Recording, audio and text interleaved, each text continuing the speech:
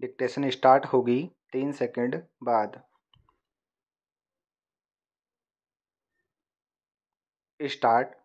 मैं माननीय मंत्री महोदय से अनुरोध करना चाहूँगा कि यह एक विषाणु जनित रोग है और विषाणु का पता लगाने के लिए हर राज्य में प्रयोगशाला नहीं है।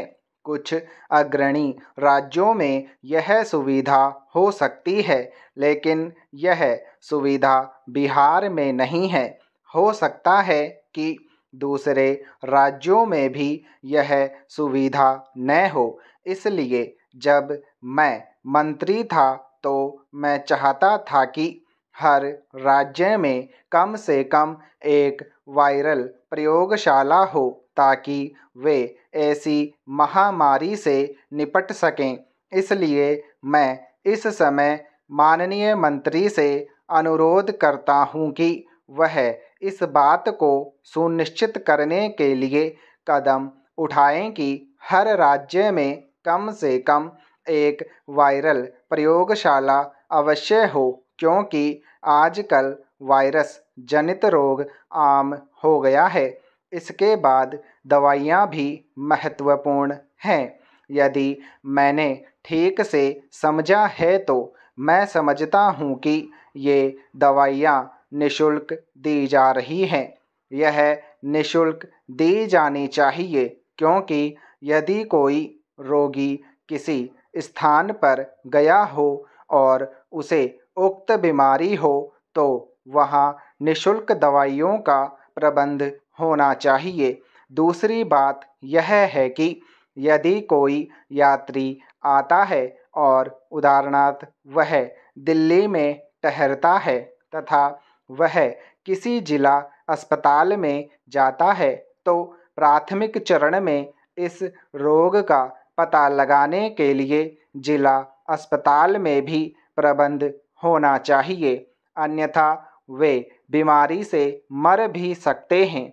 अभी मौतों के बारे में जानकारी मिली है, लेकिन भारत में नहीं, किंतु किसी समाचार पत्र में स्वाइन फ्लू के कारण एक मौत होने की जानकारी दी गई है। इससे मुझे निश्चित तौर पर पता नहीं है, लेकिन अन्य देशों में लोग मर चुके हैं। कुछ देशों में बहुत तेजी से हुई मौतों के कारण ही विश्व स्वास्थ्य संगठन द्वारा यह चेतावनी जारी की गई है। इसलिए रोकथाम के प्रयासों का स्तर सुअर और मानव दोनों के ही स्तर पर होना चाहिए। मैं पुनः अनुरोध करता हूं कि सभी राज्यों में इन परीक्षण प्रयोगशालाओं का उन्नयन किया जाना चाहिए।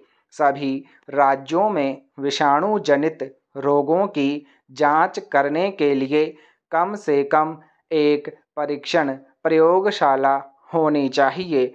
उपसभापति महोदय, यह जो स्वाइन फ्लू फैला हुआ है, इसके बारे में बहुत सी भ्रांतियां हैं। अभी भी इसकी सही जानकारी नहीं मिल रही है। आम आदमी को यह तकलीफ हो रही है कि यदि उसको हल्का सा भी जुकाम या खांसी हो जाती है तो उसके अंदर यह भय बैठ जाता है कि कहीं यह स्वाइन फ्लू तो नहीं है। इसके कारण बहुत परेशानियां हो रही हैं। माननीय मंत्री जी ने अपने उत्तर में कहा है कि इसके बारे में बहुत सी जानकारियां समाचार पत्रों और इलेक्ट्रॉनिक मीडिया के द्वारा पहुंचा रहे हैं। पैरा। उपसभापति महोदय, सर्वप्रथम मैं यह कहूँगा कि मुझे इस बात का खेद है कि कई और सदस्यों के लिए अवसर उपलब्ध नहीं था और सदस्यों के पास पर्याप्त समय उपलब्ध नहीं था। हमारी संसदीय प्रणाली की बाध्यताओं और इस तथ्य को ध्यान में रखते हुए कि इस सत्र का पहला भाग बहुत खुशनुमा नहीं रहा है। मुझे इस बात का डर है कि अपने कार्यों के लिए कष्ट झेलना पड़ेगा। इसलिए आज हम लोग इस विधेयक को सभा के अनिश्चित काल के लिए स्थगित होने से पूर्व पारित करने की कोशिश कर रहे हैं, किंतु मैं माननीय सदस्यों का आभारी हूं। मेरे विचार से उनमें से कई सदस्यों ने दोनों विधायकों को बहुत मेहनत से पढ़ा है और कई रचनात्मक सुझाव दिए हैं और कुछ मामलों में हमें कौन सा रास्ता अपनाना चाहिए यह भी बताया है। मैं इन चिंताओं को पूरी तरह जानता हूं। यह सभा जानती है कि सभी वित्तीय क्षेत्र से संबंधित कानूनों की जांच करने और इन कानूनों को एक आधुनिक, खुली, विकासशील अर्थव्यवस्था की आवश्यकता के अनुसार आधुनिक समय और विश्व के अन्य देशों के समान विनियमों और विधियों के अनुरूप बनाने के लिए हमने न्यायमूर्ति श्री कृष्ण समिति का गठन किया है। उस प्रतिवेदन का एक प्रारूप प्राप्त हो गया है। विभिन्न हितार्थियों को इस प्रारूप पर टिप्पणी देने के लिए कहा गया है।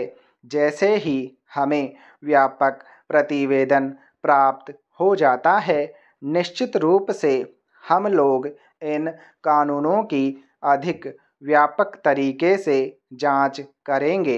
इन कानूनों के कार्यान्वयन में कुछ कठिनाइयां रही हैं। इस समय हम लोग वास्तव में उन कमियों को दूर करने की कोशिश कर रहे हैं जो हमारी जानकारी में आते हैं। देखते हैं, भारतीय रिजर्व बैंक कुछ शक्तियां चाहता है और इसलिए हम लोग अंतर को पाटने की कोशिश करते हैं और हमने इसमें अपनी ओर से बेहतरीन किया है। यह कुछ ऐसा नहीं है जिसके संबंध में मैंने विगत 2 सप्ताहों में कोई सपना देखा है। इस पर कई वर्षों से काम चल रहा है। हमने अपनी ओर से बेहतरीन कार्य किया है। यह स्थायी समिति के पास भेजा गया था और अब यह वहां से वापस आ गया है और यदि इसमें अभी भी कुछ कमियां हैं तो मैं उन पर विचार करना चाहता हूं। यही प्रस्तावना है। अब श्री गोयल ने कुछ मुद्दे उठाए हैं। मुझे आशंका है कि उनमें से कुछ सही नहीं है, क्योंकि ये उपबंधों का गलत अध्ययन करने के कारण उत्पन्न हुए हैं। सर्वप्रथम मुझे सामान्य मुद्दों से निपटना होगा। स्टॉप।